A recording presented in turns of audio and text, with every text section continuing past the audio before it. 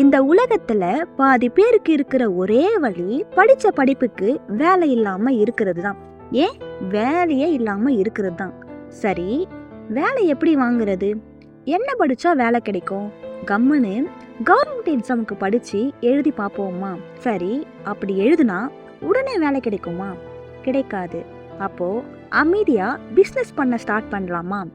அப்படி பிஸ்னஸ் பண்ணணும் அப்படின்னா காசு தேவைப்படும். காசு யாரு தருவா? சரி, எவனும் தர வேணாம், நம்மளே லோன் வாங்கலாம் அப்படின்னு பார்த்தா அதுக்கும் ப்ராப்பர்ட்டி தேவை. நம்ம கிட்ட ப்ராப்பர்ட்டி கூட இல்லை. அப்போ என்னதான் பண்றது? எதுவுமே பண்ணாம சும்மா இருக்கிறதா? என்ன பண்ணலாம் என்ன பண்ணலாம் என்ன பண்ணலாம்? சரி, இப்போதைக்கு ஏதாவது வேலைக்கு போகலாமா? இல்லை கடனை வாங்கி பிஸ்னஸ் பண்ணலாமா? இல்லை ஒரு 2-3 வருஷத்துக்கு அமைதியாக உட்காந்து கவர்மெண்ட் எக்ஸாமுக்கு படிக்கலாமா? இல்லை வேற ஏதாவது கோர்ஸ் டிகிரி ஏதாவது படிக்கலாமா? என்ன பண்ணால் கையில் காசு இருக்கும், வேலை கிடைக்கும்?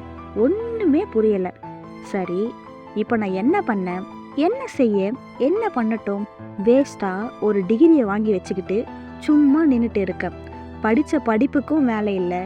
சரி, வேற ஏதாச்சும் ஒரு வேலைக்கு போகலான்னு பார்த்தா அங்கேயும் எக்ஸ்பீரியன்ஸ் தேவை.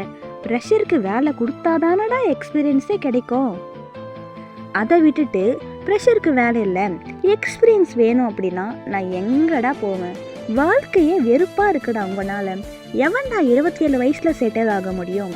எங்களை மாதிரி பசங்க எல்லாம் திறமை இருந்தும் வெளியில் காட்ட முடியாமல் ஒவ்வொரு நாளும் தவிச்சிட்டு இருக்காங்க.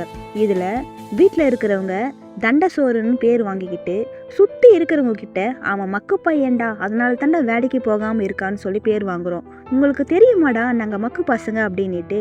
இங்கே பாதி பசங்க அவங்களுக்கு பிடிக்காத வேலையை கூட பிடிச்ச மாதிரி பார்த்துட்டு இருக்காங்க ஃபேமிலிக்காக. வந்துடுறானுங்க பெரிய இவன் மாதிரி ஏதாச்சும் ஒன்று சொல்லிக்கிட்டு.